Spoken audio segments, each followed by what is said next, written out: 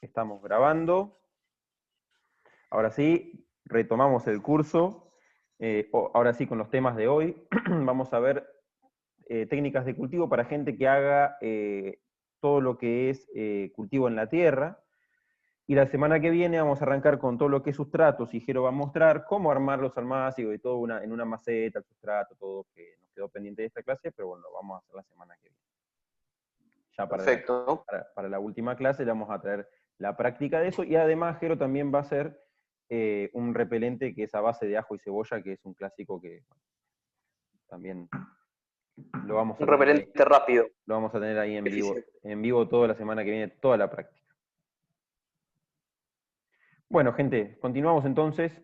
Aquí estamos. Entonces, ¿qué es el bancal profundo? Y es un método para labrar la tierra en horticultura intensiva o biointensiva. Y las herramientas que necesitamos son laya o laya doble, pala de punta, carretillo o baldes, azada y rastrillo. Y consiste en mover la tierra sin dar vuelta al pan de tierra. Entonces, ¿cómo es esto? Aquí tenemos. Fíjense la imagen, las dos imágenes, una es una foto y otra es un dibujo. En ambas tenemos a una persona, en una casa una chica, en otra casa un señor, cavando, ¿no? Fíjense, en la foto tenemos la chica con dos baldes, uno que se ve con tierra y el otro que no se ve bien, haciendo como si fuese una canaleta. Y fíjense que tiene un remarcado con hilo el tamaño de la cama, y además tiene una tabla. La chica está parada por fuera de la tabla, pero el señor, fíjense, tiene una tabla y está pisando la tabla. Bueno, ¿qué es lo que están haciendo acá? Están comenzando a hacer el bancal profundo.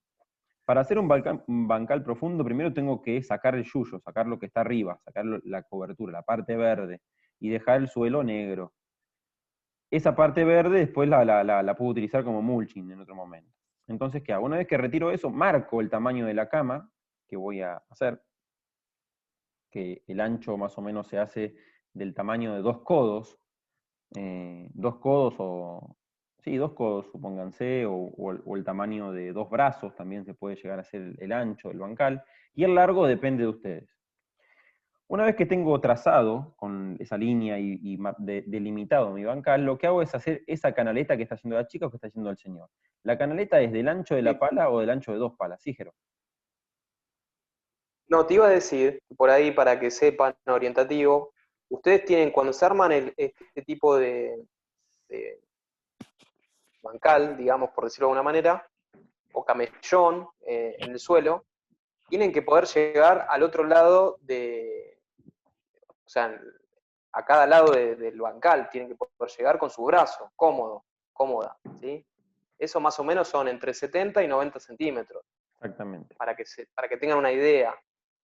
Ustedes tienen que poder llegar en cualquiera de los dos extremos, tranquilos o tranquilas con su brazo, como Exactamente. referencia. Y bueno, una vez que hacemos esta canaleta, esa tierra la ponemos en la carretilla o en los baldes, porque después la vamos a usar. Entonces, una vez que generamos ese espacio de aire vacío ahí, que sacamos la tierra, que generamos ese pozo, vamos a seguir con la técnica que es esta. Vamos a agarrar con la pala o con la laya, que ahora vamos a ver qué es la laya, y vamos a ir tirando hacia el pozo y desplazando el pozo hacia atrás. Fíjense la imagen de la izquierda. O sea, yo saco la tierra de ahí, la que hice el pozo, y la guardo. Y esa tierra la voy a poner atrás ahora. ¿Por qué? Porque yo voy a ir desplazando hacia adelante el pozo, hacia atrás, tirando la tierra ahí y rompiendo, pero sin dar la vuelta. O sea, yo voy a agarrar la tierra, la voy a tirar en el pozo, y voy a ir trasladando la tierra hacia adelante, y el pozo se va a ir trasladando hacia atrás. No sé si me explico, si se va entendiendo cómo vendría a ser la dinámica. O sea, voy tirando hacia el pozo, y luego ese pozo va a quedar en el otro extremo de la cama, y ahí, en el otro extremo de la cama, voy a tirar la tierra que saqué al principio de ese pozo, y voy a completar el ciclo. No sé si me hice entender, ¿se queda claro cómo tendríamos que trabajar la tierra? Bueno, espero que sí. Entonces, una vez que tenemos eso, pasamos a la siguiente etapa, que es con la azada, romper los terrones grandes y dejarlos lo más chiquito posible. Y una vez que rompo los terrones y dejo lo más finito posible, le puedo agregar una capa de compost de 2 centímetros más o menos, homogénea a lo largo y ancho del bancal, mezclo, tapo con mulching y dejo descansar unos días. Y después puedo sembrar directamente. Si no tengo compost, bueno, tendría que ver de armar y ponerle algún abono orgánico verde, como vimos la semana pasada. Bueno, entonces, esta es la laya, la de la derecha, la laya simple, la roja, y la de la izquierda es la laya doble. Son herramientas para ir rompiendo el suelo, para ir armando por ahí terrones más grandes, que después con la azada lo voy rompiendo. Y me permite armar el bancal profundo mucho más rápido. Y sin cortar sapitos, lombrices, o cortar las víboras ciegas que puedo atravesar con la pala si lo hago. Siempre les decimos, perdón Mati, ¿no? Que te Sí, sí, interrumpa, sí, que sí, esas no, son no. herramientas que muchas veces no se consiguen fácilmente, que por ahí si, bueno, tienen a alguien, un amigo herrero o algún conocido herrero, se pueden hacer, que hay un manual del INTA que le podemos facilitar también para que lo puedan llegar a hacer, o alguien que se dé maña en casa, hacerlo, no son difíciles, son unas púas y es un caño que tiene la posibilidad de meterle 2 palos, es el ejemplo de la izquierda, lo ven ahí, y después, bueno, el otro sí, por ahí pueden llegar a conseguir algo similar que se llama bieldo, que es como un tridente que tiene, en vez del que se ve acá, que son rectos, son curvados. Ese no sería parecido, pero no es del que hablamos, ¿sí? Las espigas de esto, las púas, perdón, son rectas. Así que bueno, por ahí les podemos facilitar Sí, el manual el del INTA de herramientas. manual del INTA. Entonces, continuando, esta es una variante del bancal profundo, que es elevándolo por encima de la superficie, por encima del suelo, del nivel del suelo.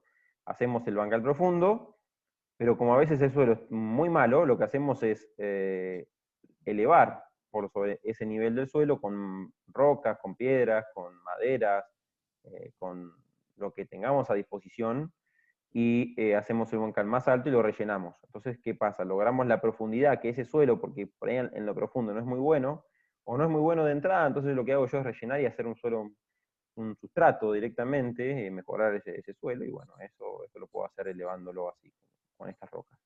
No sé, Jero, si querés acotar algo.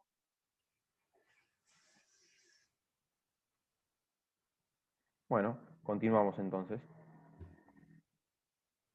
Entonces, ahora vamos a pasar a la siguiente técnica de cultivo, que es la Kama Culture. Es un método de labranza para ambientes de bajas temperaturas o de suelos pobres.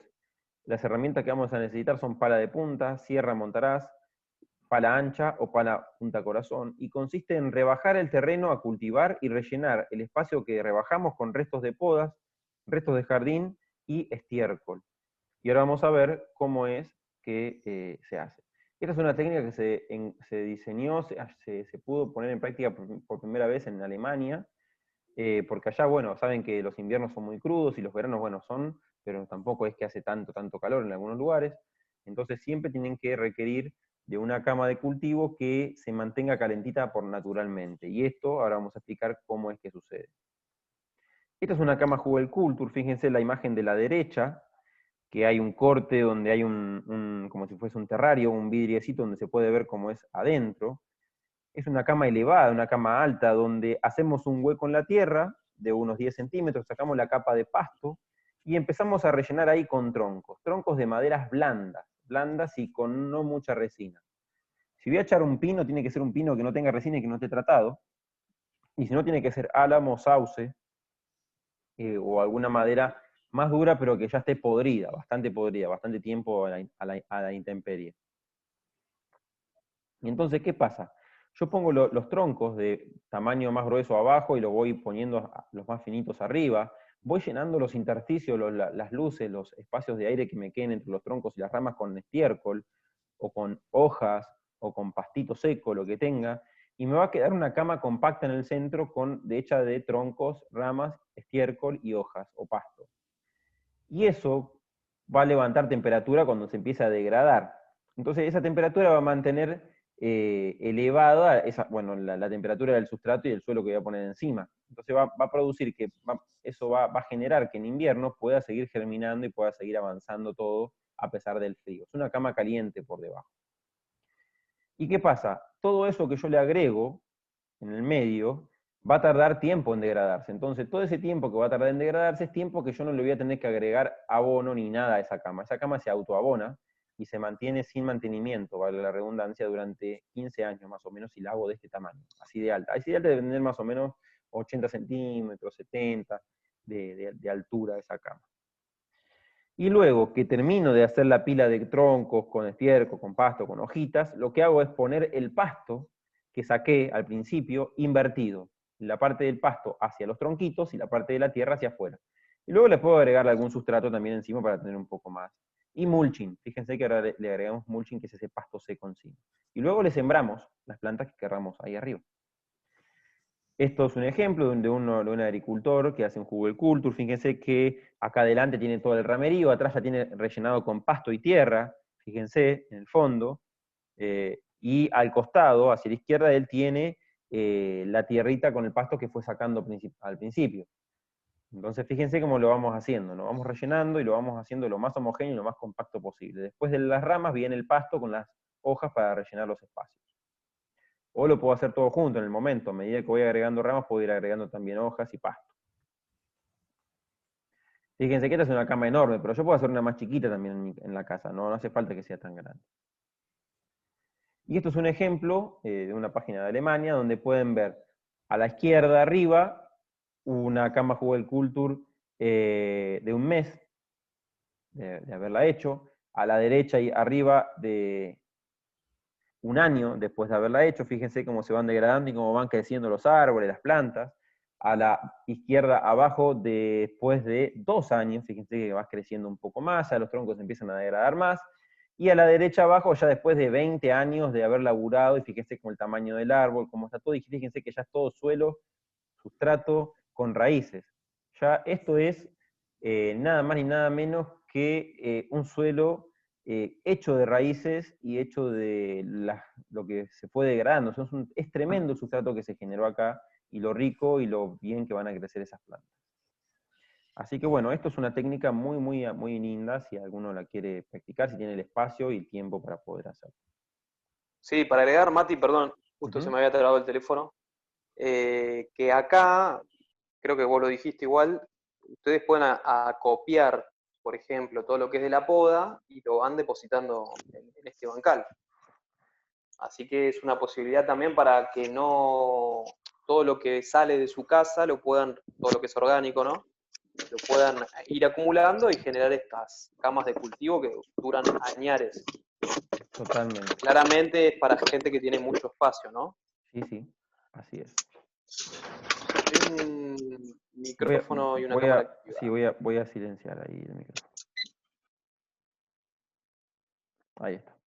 Bueno, entonces, ahora vamos a ver cubiertas para áreas de cultivo. Esto más que nada para invierno, pero bueno, está bueno que lo sepan porque a veces lo necesitamos. Ahora ya pasó la temporada, tenemos primavera, verano, ya esto no lo vamos a necesitar, pero esto sí lo hubiésemos usado, por ejemplo, en agosto para germinar las plantas para ahora, para esta temporada, para adelantar la cosecha. Entonces, para adelantar el cultivo. Son metodologías que se utilizan para atenuar el efecto de las bajas temperaturas en la huerta. Materiales y herramientas varían según la necesidad, y en la huerta urbana se fabrican a medida de acorde a la necesidad y los recursos disponibles, y de acuerdo a la creatividad que podamos tener de ingenio. Entonces, Jero, si querés comentar un poco esto, como para que la gente sepa para el año que viene, ya como para adelantar el cultivo, o directamente para el cultivo de invierno. Sí, dale, para que se vayan preparando, porque muchas veces estas estructuras está buena tenerla ya prevista, porque nos agarra el frío y decimos, bueno, ¿por qué no hice un invernadero? Es bueno que ustedes lo vayan pensando con antelación, con tiempo, dónde pondrían este tipo de estructuras. Por ejemplo, una que se ve en la imagen, a la izquierda de la pantalla, es un sistema que se puede hacer sencillamente, queda replegado en la pared, fíjense, en primavera-verano, se levanta, es como si fuera articulado, y es un plástico, ¿no? Un plástico que tiene esa estructura que yo lo pongo, lo saco a medida que hace frío o hay algún tema climático, ¿no? De lo que queremos resguardar las plantas, los plantines. Esa es una posibilidad. Y después está el otro, que bueno, si tienen camas de cultivo, bancal, camellón, como dijimos hoy, se le hace también un mini invernadero. Fíjense que son en dos segmentos del bancal. También eso se puede usar caño de, de plástico, de PVC, se pueden usar varillas de construcción, doblarlas en formas de arco, se puede usar madera para hacerlos. ¿Sí? Simplemente lo que hacemos es colocarle algún nylon, que ahí bueno, se puede conseguir en la ferretería, y con esto lo que hacemos es proteger de la helada. ¿Mm? Lo que vamos a hacer es proteger de la helada, sobre todo en invierno, ¿sí? Que son los momentos más crudos que tenemos para las plantas, para los almácigos. ¿Sí? Esta tecnología nos va a ayudar muchísimo a mantener el crecimiento de la planta constante, va a bajar un poquito, porque bueno, el frío siempre merma el crecimiento, pero las va a mantener con vida. ¿Sí? Así que súper recomendable. Ahí está, otros tipos de mini invernaderos caseros que se pueden hacer. Fíjense a la izquierda también, es un almácigo, hoy Mati mencionó que se puede hacer en cualquier tipo de cajón, ese es un cajón plástico, fíjense que no debe tener más de 15 centímetros de alto, y lo que le hicieron ahí, estas imágenes las bajamos de internet, lo que le hicieron ahí fue hacerle un invernaderito, ¿sí? Una cobertura plástica, también se le puede decir, con tapa para abrir y cerrar, para ir y ver cómo viene el cultivo. Fíjense en el medio, botellas cortadas a la mitad, eso está buenísimo si ya tienen en suelo las plantas, les pueden hacer como unas campanitas con botellas, inclusive hay botellones de agua que son mucho más grandes, que lo pueden ir colocando a medida que la planta va creciendo. Y bueno, en la primera etapa de crecimiento, fíjense a la derecha, el otro extremo, esas son tipo bandejas de viandas con tapa. Fíjense que las meten ahí adentro, las plantitas, las plántulas pequeñas, y les dan ahí cobijo antes de trasplantar. Así que esas son posibilidades con materiales que se pueden conseguir fácilmente de descarte, y reutilizar, darles una nueva oportunidad. Pero Voy a acá ver el chat. preguntan, no, Sí, ahí yo te iba a decirte eso, que pregunta Inés si joya. el nylon tiene que ser transparente. Sí, sí, conviene que sea transparente, claramente, a menos, o sea, lo que estamos viendo acá son mini invernaderos, por eso son transparentes. Si nosotros queremos proteger de la helada simplemente, puede ser un nylon de otro color, que lo tenemos que retirar en el día, ¿no? Porque si es un nylon negro, no va a ser sombra. O si es una media sombra, también va a atenuar el frío, la helada, pero de día convendría sacarlo para aprovechar la mayor cantidad de sol posible. ¿Sí? Son dos cosas que son similares, pero bueno, la ventaja del invernadero es que levanta temperatura adentro, y nosotros también podemos observar la planta, podemos ir viendo el crecimiento. Al ser todo negro no va a pasar, no va a ocurrir eso, ¿no? Claramente. Pero sí, la idea si es proteger el suelo, proteger nuestros cultivos, podría ser de cualquier color. ¿Mati? Bueno, y ahora vamos a pasar a este tema que a nosotros nos encanta, que es un tema que siempre, siempre, siempre lo remarcamos y hablamos, porque es fundamental el mulching o mantillo o cobertura vegetal, vegetal seca vendría a ser ya, sobre el suelo o sobre el sustrato con el cual vamos a trabajar. Ya sea en maceta o en la tierra, tenemos que tener el suelo cubierto. Jamás lo tenemos que dejar que le dé el sol, que le dé el viento, que le dé la helada, que le dé el agua directo, porque lo estamos perjudicando. Le estamos quitando la fertilidad, estamos quitando la vida, estamos haciendo que el suelo se deprima, por decirlo así. Entonces, ¿qué es el mulching y mantillo? Y bueno, es una cobertura que estamos dando al suelo para cubrirlo y no dejarlo que las condiciones climáticas lo depriman, como dijimos recién. Entonces, ¿qué beneficios trae el mulching? Fíjense qué lindo todo el pastito seco, que pueden ser hojas, pueden ser montones de cosas. Protección de los factores climáticos, como dije antes, la meteorización, que se dice en términos geológicos. Lluvia, viento, frío, sol. Realza la actividad de los organismos del suelo. parte del mulch será transformado en humus. Esto es real también.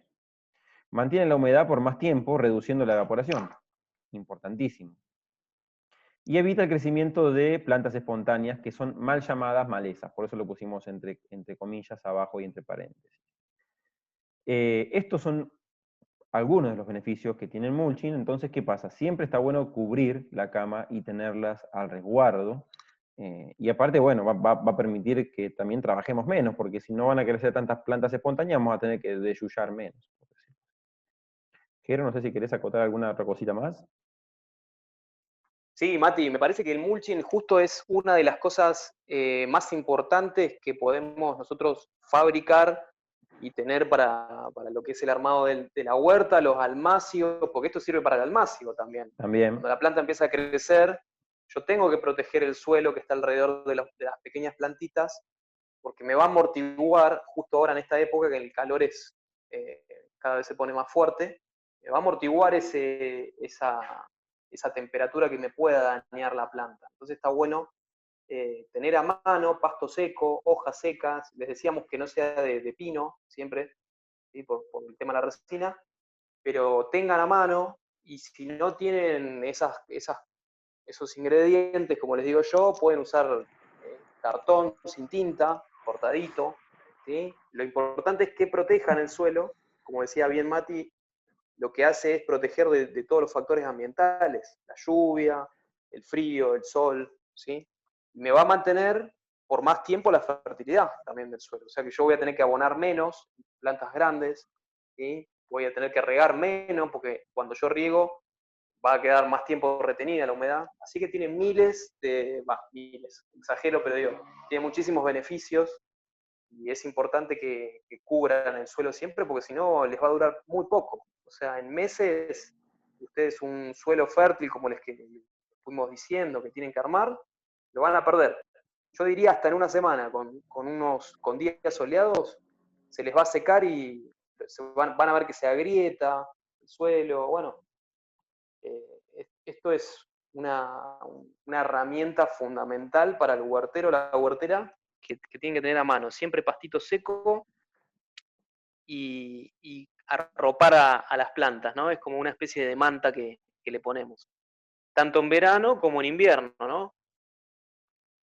Así Totalmente. que muchos beneficios. Y acá hay una lista de cosas que pueden usar, que son algunas son obvias, pero bueno, no podemos dejar de mencionarlas o de traerlas aquí, y bueno, pueden ponerse Que un poco las dije recién. exactamente.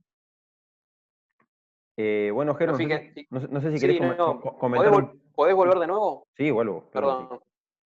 Fíjense también, se pueden, ahí dice, bueno, acerrín, tiene que ser acerrín de madera sin tratar, porque si tienen la posibilidad de ir a alguna maderera, pueden llegar a conseguir acerrín, pero tienen que asegurarse que el acerrín no sea de alguna madera industrializada. ¿Mm? ¿Vieron la viruta que viene muchas veces en los cajones de verdura? Esa podría llegar a andar, ¿sí? Pero tienen que tener a cuenta eso, porque si está tratada, tiene algún veneno o va a pasar a las plantas directamente y bueno, en definitiva va a pasar a nosotros, digamos, a nuestro consumo. Exactamente. Muy atentos con el acerrín. Eso nomás quería agregar. Y bueno, estos son ejemplos muy lindos de huerta en contenedores. Nosotros traemos esto aquí para que ustedes vean la diversidad. Podemos pasar de utilizar la cocina vieja con ollas viejas, rellenar, y fíjense las zanahorias y los zapallos que está sacando esta persona. Podemos usar algo más elaborado, como hacer un bancal como el que está a la izquierda abajo. Ya lo mandamos a hacer o lo hacemos nosotros. El bancal de la derecha, fíjense abajo, que está hecho simplemente con varillas de construcción y madera, y después lo rellenamos y le ponemos mulching, bueno, y hacemos esos repollos que tenemos ahí. Por la de arriba, que simplemente es una maceta, arriba a la derecha es una maceta tranquila y común y corriente de cemento o de barro, y bueno, y ahí sí, fíjense las berenjenas que está sacando esta persona, ¿no? O sea que no hay límites para lo que es huerta en contenedores, y aún así nos faltan los contenedores hechos de botella de plástico, que los va a mostrar Jero la semana que viene, de sachet de leche, de cajas de lo que venga. Eso lo vamos a ver la de semana que cajones de viene. verdura. Y van a ver la diversidad de cosas que podemos tener en la huerta urbana. Es infinita prácticamente porque podemos encontrar todo, puede ser válido para armar una huerta. Hasta los palets, colgarlos en la pared, hacer cosas. Es impresionante. Y la huerta en contenedores, ¿qué tenemos que tener en cuenta? Que los contenedores pueden presentar tantas formas y tamaños como nuestra imaginación y creatividad lo permitan. Eso ya lo acabo de mencionar. Voy a ver el chat, si me disculpan, a ver qué es lo que me están comentando. Hermosa clase, dice Inés. Bueno, muchas gracias, Inés. No existen reglas, digamos, contenedores en macetas, tiestos, cubos o diferentes baldes, pueden ser lo que venga. Asimismo, los materiales que se utilizan son también de múltiples orígenes, como barro, madera, troncos de árboles, hormigón, plásticos, goma o llantas, tuberías, diversos materiales reciclados, entre otros, ¿no? Porque podemos nombrar un montón. Bueno, de vuelta nos está quedando 10 minutos. Entonces, un gran número de hortalizas. Quedan 10 ¿Queda minutos mucho, Mati? y nos queda calendario biodinámico. Pero bueno, podemos dejarlo para Bueno. podemos ver de última hacer una reconexión de 20 minutos y terminar. Sí, te iba a decir que de última, si no llegamos ahora, si no tienen problema, volvemos a entrar y cerramos el tema En del 20 día, ¿eh? minutos, sí, sí. Entonces, un gran número de hortalizas de diferentes tipos, sean de hoja, lechuga, selga, espinaca, o de bulbos, ajo, cebolla o puerro, de raíces, rabanitos o frutos como ají o tomates, entre otros, se cultivan bien en diferentes tipos de contenedores de poca profundidad, con 25 o 30 centímetros aproximadamente de profundidad. Fíjense que no es mucho, ¿eh? No te Y las, quedes sin aire. y las plantas... y la, es así. Vas a velocidad luz. Lo Y la, importante sí, perdón, sí, te dale. acoto acá, para todo lo que es plantas de raíces, como van en profundidad, que lleguen a eso, a esa medida que está diciendo Matías, entre 25, 30, 45 sería ideal porque ya se van a asegurar que van a crecer tranqui, así que no va a haber problema. Exacto. Y las plantas trepadoras como pepino, algunas legumbres o las habas y otras que necesitan además un sostén que les sirva de enredadera, ¿no? Tenemos que ponerle ahí atrás algo que nos le permita agarrarse a esa plantita, un alambre, una soga, cadena, algo. Y bueno, ahora vamos a ver qué pasa. Planificación de labores en la huerta con el uso del calendario biodinámico. Tenemos 8 minutos. Yo creo que en 8 minutos lo podemos redondear tranquilamente, Jero. Sí, yo creo que sí. Y bueno, Vamos, y de es una última herramienta entramos de nuevo. sí, ahí está la página Si hay que dudas. les va si hay dudas, entramos de vuelta. Y acá está la página para que ustedes los puedan descargar. Esto cuando les mandemos el video grabado, ponen pausa y directamente descargan de ahí, de esa página, el calendario biodinámico. Yo lo que voy a hacer ahora es, Ahora se las agrego al chat, cualquier cosa. voy a dejar de compartir esto y voy a traer el calendario biodinámico para compartirlo.